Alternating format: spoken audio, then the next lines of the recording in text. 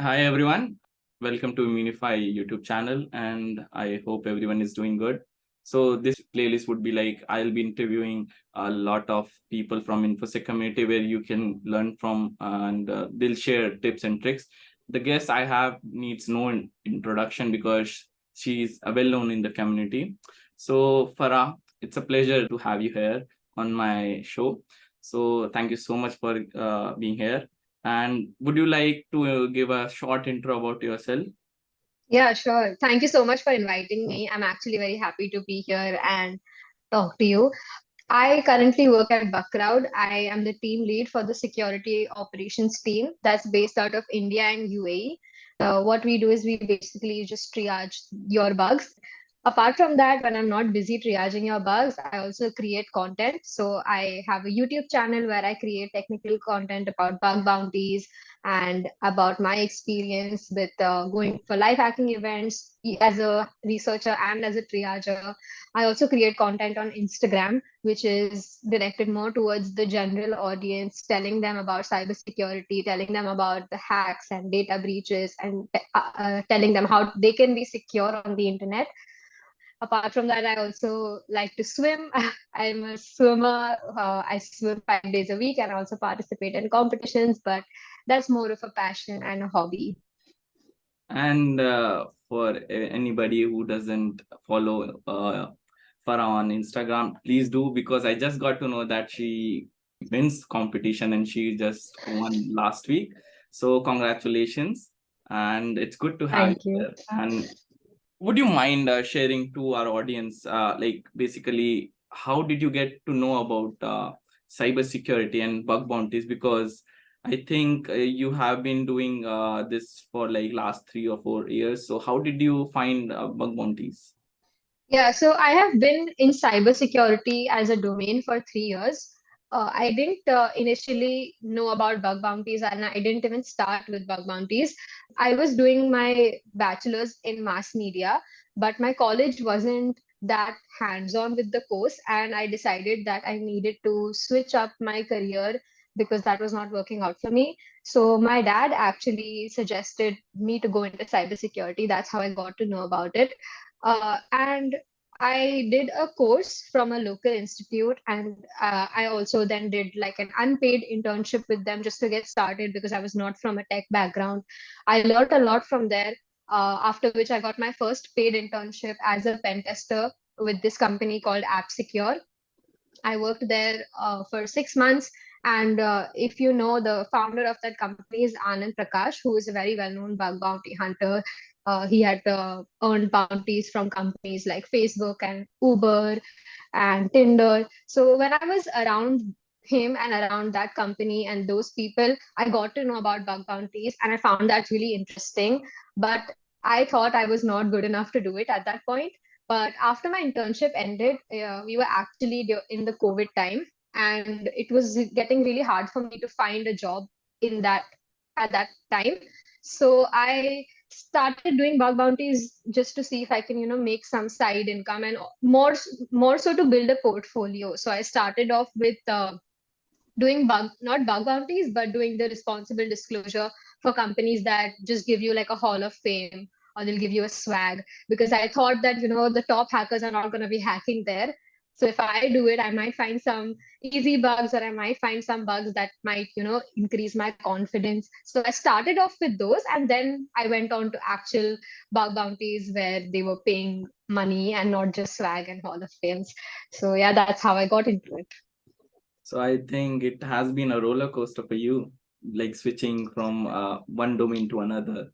And I just wanted to ask, like, what is something that you like, kind of a mistake that you believe you have done, and you want to spread it out that okay, this is one of the mistake that I did, and you want the people to be aware of it and suggest them to avoid such scenarios or situations. I think this mistake I did was at a very early stage. I was just talking about doing a course with a local institute here in Mumbai. So I think when you do such courses, and in general when people offer such courses like learn ethical hacking or learn pen testing, uh, and they just offer you this syllabus of like 10 topics, and when you go for these courses, and they're not very cheap, like they're quite expensive. When you pay for those things, you think that you're going to do this and then you're going to learn and that's it, but that's never it. Like for me, I think that was a mistake I made when I took that course. I thought, okay, you know what, 3 months I'll do this course and then I'm going to be good and then I'm going to get a job and then it's going to be all smooth sailing. But that's never it. So I feel like just be careful about people who are advertising such courses to you. Pick a course firstly which fits your budget. Like, don't try to go for the most expensive course, because at the end of the day you will only learn with the hands-on work that you're doing. I learned only when I actually worked on the things and not just by reading and watching things and consuming the course content. That will of course give you like a foundation and a basic block of understanding, but until you go out and do something, you're not going to actually learn. So I feel like that's a mistake that I made. I could have gotten a better course for lesser money and then been able to go out and work more and learn through working. But I mean, and now I feel like I know better, so I say that. But I still know that a lot of beginners who are just starting out, they fall for these things. So that's my advice, to just be careful.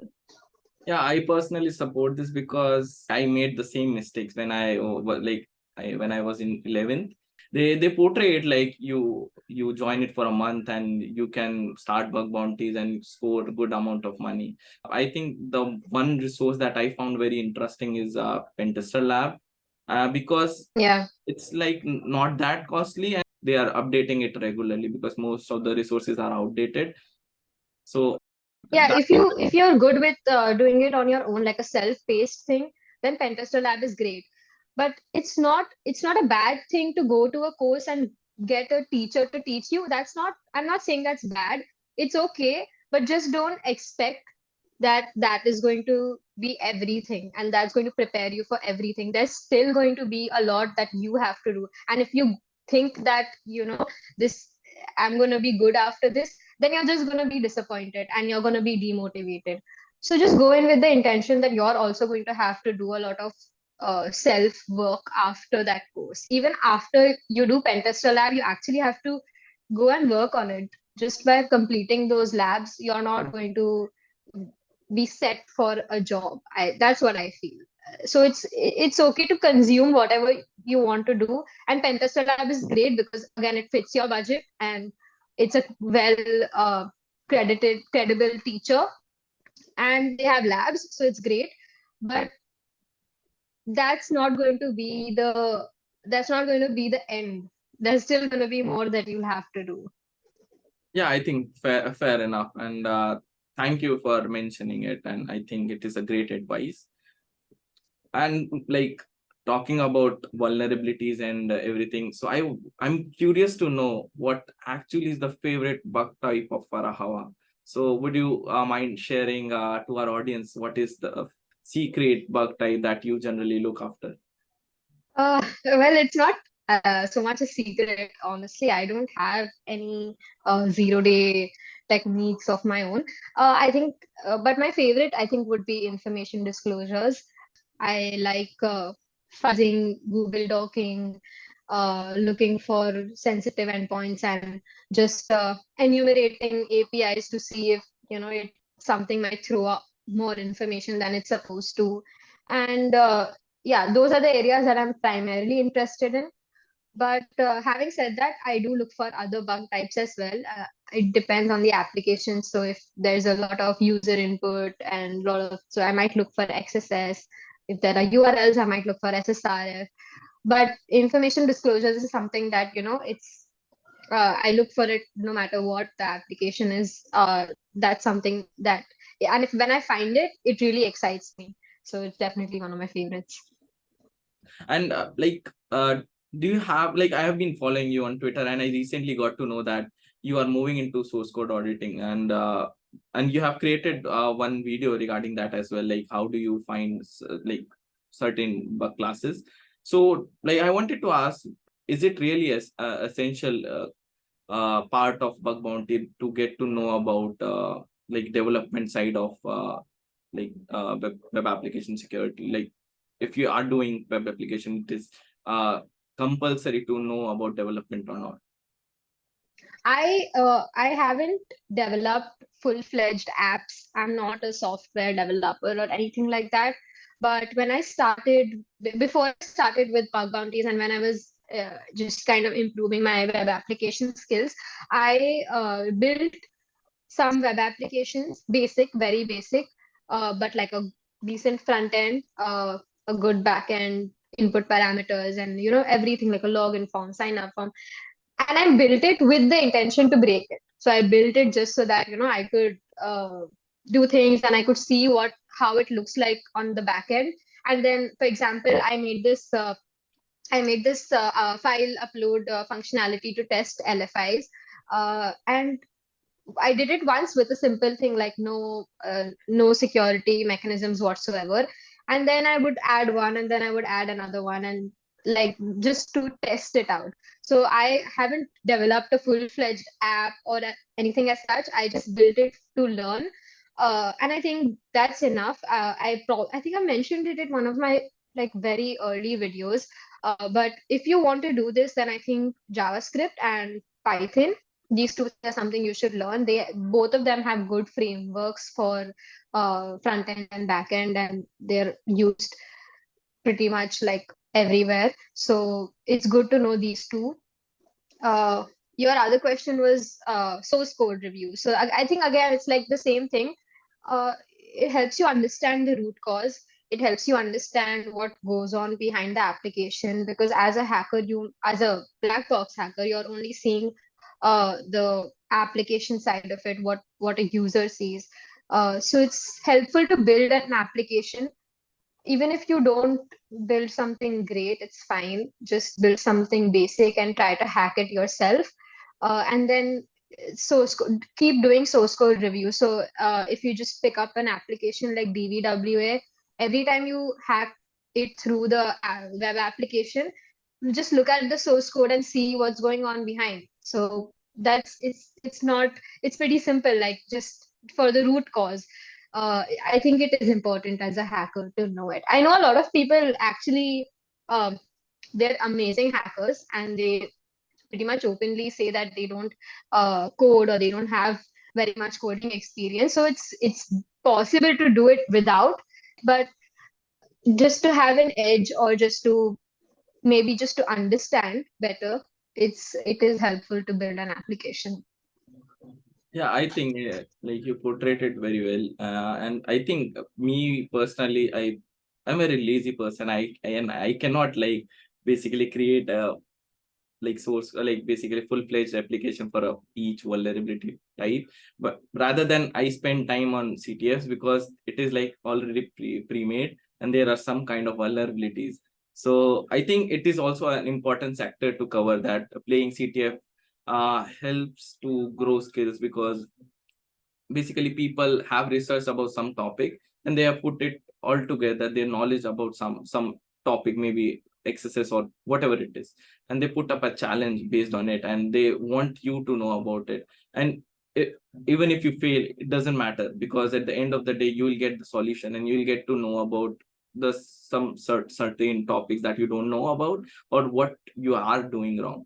And I think it is a important thing that you should be doing apart from creating your own labs.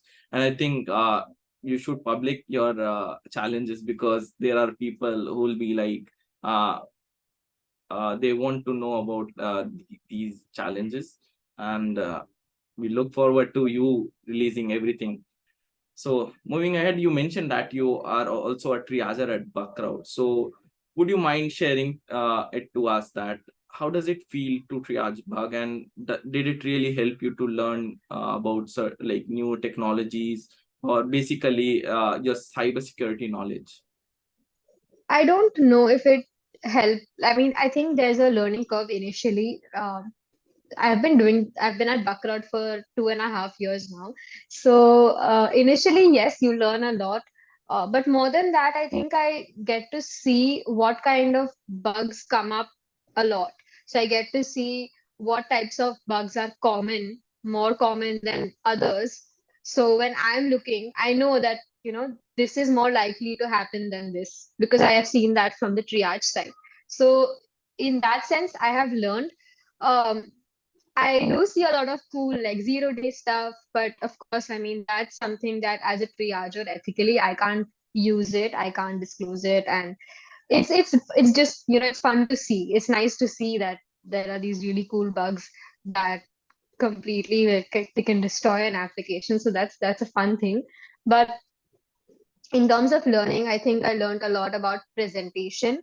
How because I see really good reports and then I see like really terrible reports, and you can actually see the difference between how fast they get triaged and how well the customer understands the bug, and it all affects how you're gonna get paid, and not just paid. It all affects your relationship with the triager, with Buckrowd, and with the customer as well. So if you're active on a program, you're writing good reports for them, you just become a trustworthy bug bounty hunter for them.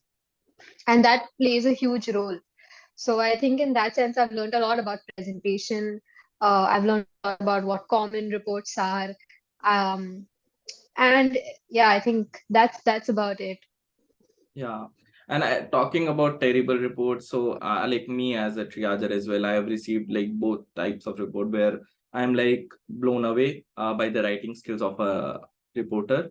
And sometimes some reports come in where there is no like information attached to it. It's like a description and like the vulnerable URL itself, and there is no description for us to know what is the actual impact of it. So we at Immunefi also created a Medium article where we highlighted the need of writing good reports and how it can basically help you to earn much like more bounty, because it is an important aspect in bug bounty to showcase or portray the impact to the project or the company itself. Because if you just report an excesses, it might land you for like in a like amount between a medium or low. But if you showcase what the actual one like the impact is, maybe you can land up on high or whatever it is. Talking about this, would you mind sharing some tips to the whiteheads out there to write some crazy reports and which can like help them like earn more bounty? And do you even think that whether it is an important aspect of bug bounty hunting or not?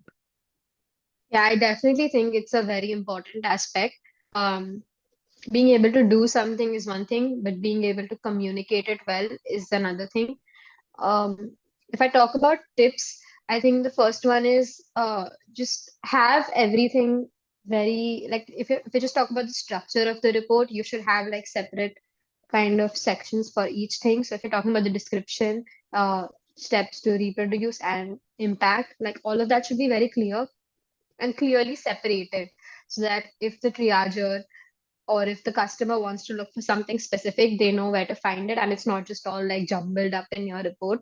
So that's the first thing. And it also just looks better, right? Like you see a report and you see like clear, like three parts to it, which is amazing. Like you instantly know that this is a good report. The second thing I would say is know the difference between too much and too less information. Uh, because for some reports, you actually might not need that much information. Like for a simple reflected XSS, or if you're submitting an open redirect, you might only need that one URL. You don't need extra things and you don't need an elaborate impact section or description section. So I think recognize that. And I would say have a proof of concept in every report. Like no matter what your report is, you give your steps to reproduce you have this everything to reproduce it from scratch, but then you also have your own proof of concept. So if it's a stored XSS, you not only give steps to reproduce that, and but you also attach like your own URL, like okay, here's what I did and this is what is there, so you can check it. I think just these three things, they can make or break a report. And please, like, do not just submit a video and just give it, because it's not effective. Like, a video is effective if it's assisting a text report, but if it's just on its own, I'll probably have to pause it and I'll have to see what the payloads are. It doesn't really make sense. You need text to accompany with that. And a lot of people just submit a video POC and be like, oh, please check the video. That's not, I mean, it's not professional also, right? So yeah, I think these things, if you follow them, I think you can have a pretty good report, which will be triaged fast. Yeah, I think these are some crazy tips because personally, I believe that people do it very often, that they just send in a screenshot or a video highlighting the vulnerable part, but basically we as the like on the other side are missing the context, what the hacker is trying to portray. And you mentioned it correctly that we have to pause every bit of the video, and it takes huge efforts from the triage side as well, and also it increased the triage timing as well. So if you want your report to get triage and move to the payout section, like I think it is very critical to provide better context, information, and video, of course. So thank you for highlighting on that part as well. And I am just curious to know, what are your thoughts on cybersecurity as a future, and do you think it is very late for freshers to come and join the forces? Is it like difficult to get into this space right now? I think it's not too late. I see it as a growing industry, and I don't think I don't think it's a big enough industry yet. As in, I still think it's a very small world, and it has potential to grow bigger. So there's definitely growth, and it's not too late to enter. It's There are some hiring issues. So people prefer hiring people with like tons of experience for an entry level job, which kind of doesn't make sense. But I think that is on its way for improvement. Like, if you just look at me, I don't have a computer science degree, but I'm still working here. And I know a lot of people actually who don't have a technical background. They come from some very different backgrounds. Like, in fact, my skip manager at Buckrowd, he used to be a professional poker player. He's been very open about it, and he was a professional poker player. So coming from that background and making your way into computers and getting into cybersecurity, I think it's not difficult to enter it, but you have to find the right niche for yourself, because cybersecurity is pretty wide. So if you find the right niche, it can be anything. It can be red teaming, or it can be defensive security, or it can be bug bounties, or just freelancing. Even content creation is growing. I feel like technical writing, and uh, there's obviously a lot of opportunity with AI and ML coming up as well. So pick the niche that you think fits you and go in on it. Don't try to confuse yourself with trying to be everything, because no one knows everything. Someone might be good at something and might not know anything else about the other thing. So, yeah, that's what I would say to someone who's thinking of entering cybersecurity. And talking about when you mentioned that a single individual is not capable of knowing everything, so what are your thoughts on collaboration? Who is someone can like whom you personally would like to collaborate, and you have collaborated, and would did it really help you in some way or the other? I mean, I have collaborated with hackers in the past. For the future, I actually have been loving this podcast called Critical Thinking, which is by Ryan Rater and Technogeek. It is amazing. I would love to collaborate. I mean, on the podcast front and on the critical thinking podcast, I would love to collaborate with them. So just putting it out there. Um, I think they make some great content, very, very valuable stuff, and very interesting stuff from a technical standpoint as well. And it's very casual, like feels like a conversation. So I think I would love to do that. So I'll make sure that to before this video gets out, I'll make sure to tag Justin to collaborate with you. It is an amazing podcast. Although I haven't basically completed every chapter of it, but I started with the chapter one, and I was like working and listening at the same time, and they spit out very like true facts and like some amazing tips. So make sure you are checking them out. And thank you for sharing us whom you wanted to collaborate. And Justin, do reach out to Farah.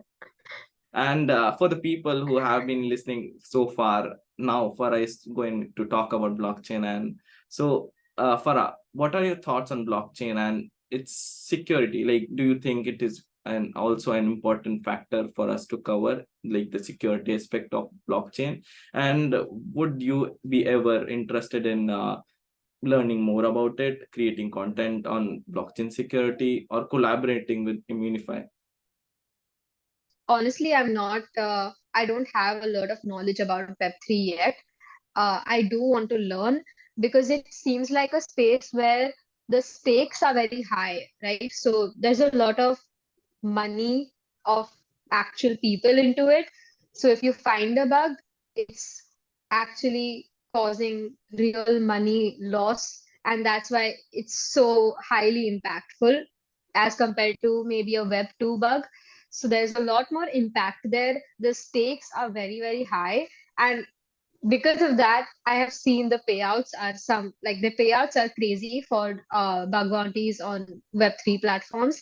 So it's definitely an area that I'm looking forward to getting into in the future. And once I do that, I'll also obviously make content about it. I would love to document my journey of learning Web3 and blockchain. And when I do that, Immunify, I'm ready to collab with you. Yeah, I will be more than grateful for the opportunity, because me personally, because I love teaching people. And I think I started learning about blockchain like 6 7 months ago. And I think there is a myth. People say that blockchain is very hard to learn, and it needs crazy knowledge of mathematics to get started or like be better on it. And I think that is a false assumption, because me myself having a 5 years, I have been doing Web 2 for like 5 or 6 years. And I think it is false, because I think it is the same. Like basically you get to audit a bunch of lines, right? And you look after what may go wrong, and look after for a certain class of vulnerability. So I think it is not uh, like drastically very different from Web 2 auditing. But I think of course you get to know, like you need to know about the core concepts of blockchain. But I think that could be learned. And it is not a hard job to learn, because even if you start learning something, for example, when someone starts learning swimming, they have to go out there and try struggle for a bit, and that happens to every skill. So it is a like you get to learn about it gradually. You cannot expect to learn about something in a day or two. You will gradually get the whole of it. And I think people need to start it. And I think they may turn out to be a good Web3 hackers.